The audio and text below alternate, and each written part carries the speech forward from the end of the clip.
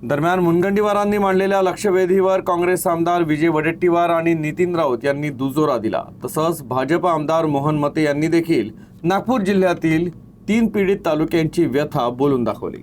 जर द्यायचं असेल तर तुम्ही सांगा, पुढच्या कॅबिनेट पुढे आम्ही जाऊ आणि धान उत्पादक शेतकऱ्यांना 20,000 रुपये बोनस देऊ।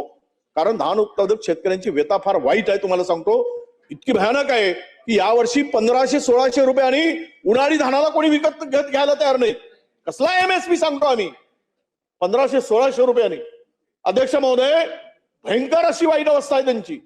त्यामुळं उत्पादन खर्च वाढलाय, खताचा खर्च वाढलाय, सबसिडी काढून घेतली। या सगळ्या परिस्थितीमध्ये झुंजतो। शेतकऱ्यांच्या खात्यात प्रति हेक्टरी 20,000 रुपये जमा होतील, शासन याची निश्चित तारीख जाहीर करणार आहे का, हा पहिला प्रश्न। दुसरा प्रश्न अध्यक्ष महोदय, की मागील वर्षी 2024-25 ला धान विक्री केली, असो वा नसो बोनस देण्यात आला होता।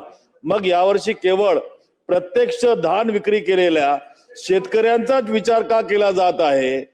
ज्यांचे पीक अवकाळी पावसामुळे शेतात सडले आणि जे विक्री करू शकले नाहीत, अशा अदबल शेतकऱ्यांना सरकार जाणीवपूर्वक मदतीपासून वंचित ठेवणार आहे का, हा दुसरा प्रश्न।